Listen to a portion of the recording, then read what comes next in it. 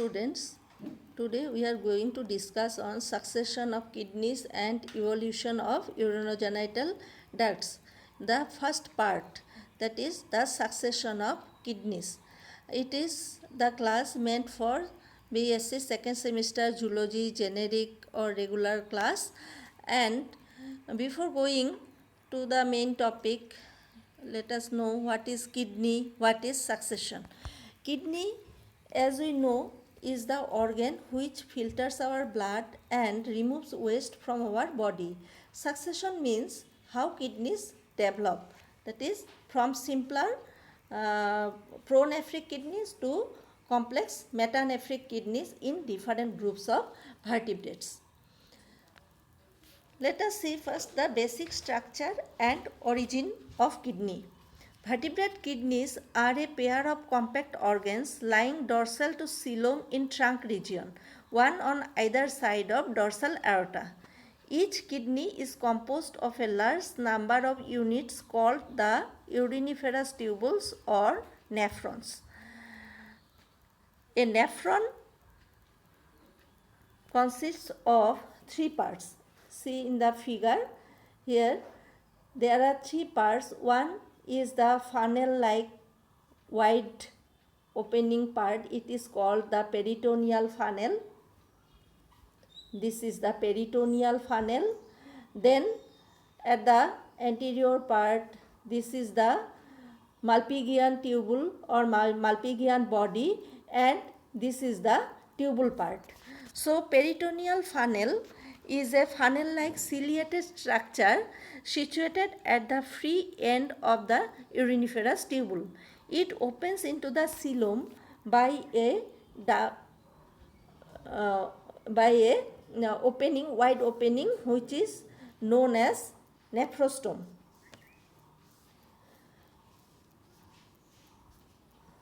Then Malpighian body. Malpighian body is a cup-shaped structure, hollow double-walled cup-shaped structure, which is called the Bowman's capsule, and inside the Bowman's capsule there is a tuft of blood capillaries called the glomerulus. These blood capillaries are called as the glomerulus. It is supplied blood by a branch of renal artery called the afferent glomerular artery, and efferent glomerular artery emerges out of glomerulus to join the collecting duct. Bowman's capsule and enclosed glomerulus together form this Malpighian body.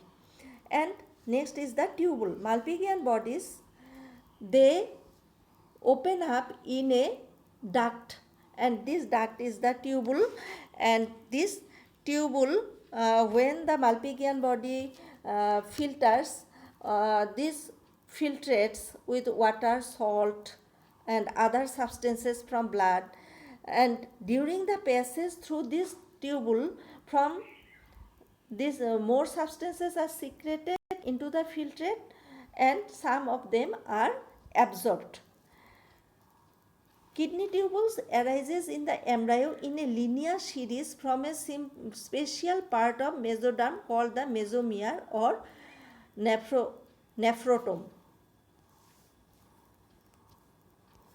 Next, the types of kidney. The basic type or the embryonic hypothetical primitive kidney plan is the archinephros kidney.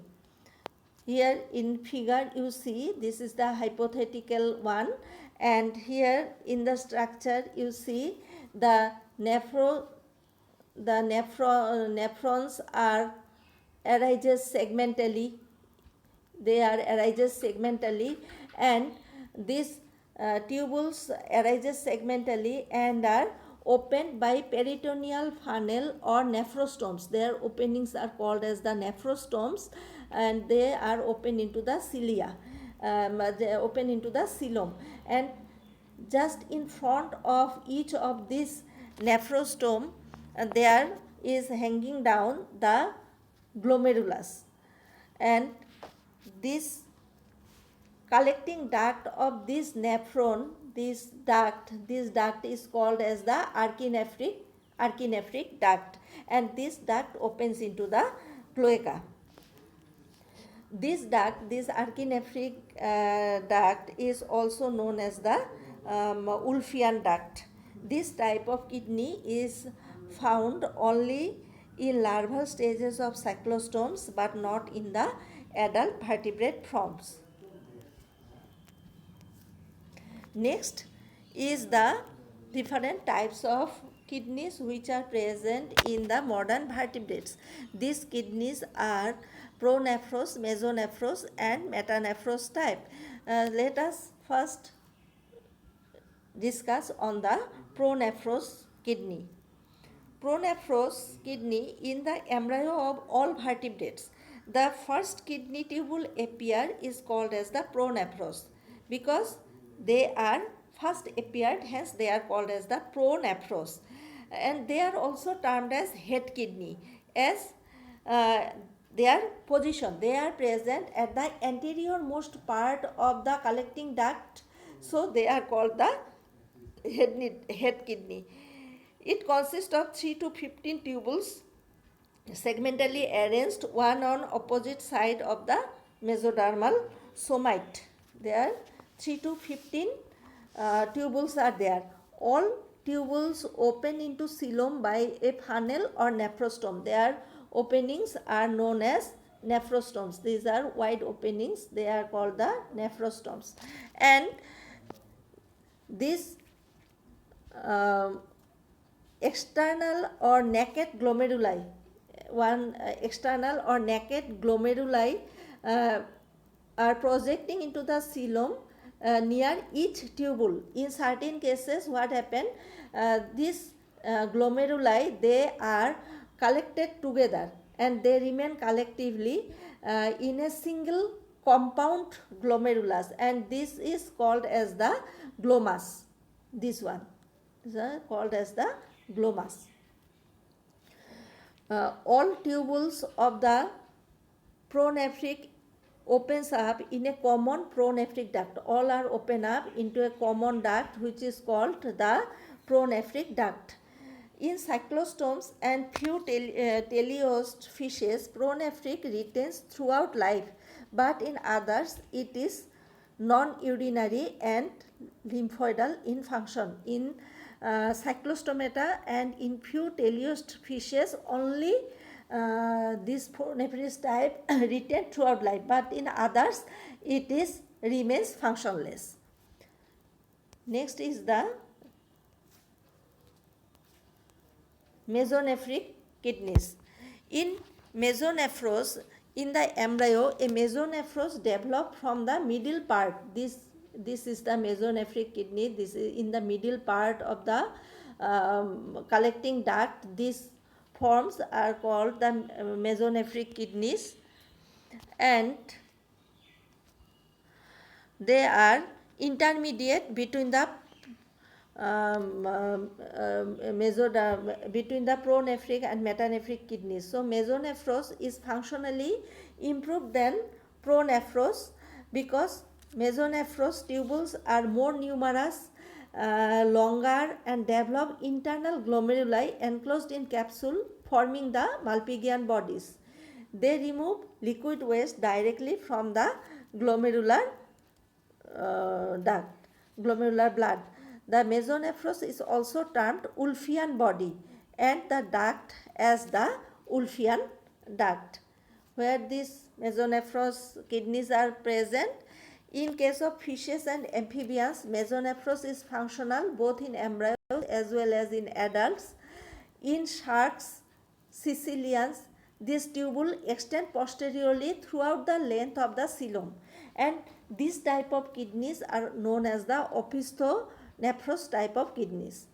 In case of adult anurans, urodels and embryonic amniotes, mesonephros does not extend posteriorly. Nephrostomes are gradually lacking in mesonephros, and in amniotes, that means reptiles, birds and mammals, this mesonephros is functional only in the embryonic stage, and in later it is replaced by metanephros in the adult. So next is the metanephros kidney. You see in the figure, at the posterior most part, this metanephric kidney is formed. This is formed at the base of cloaca, where the mesonephric duct enters into the cloaca. At this junction there arises the metanephric duct, and this metanephric duct on its distal end they dilates up and form the pelvis, and from this pelvis this tubules are arises, these metanephric tubules are arises, and the proximal part of the metanephric kidney, this form a duct which is called the ureter. This duct is called the ureter, which opens into the cloaca.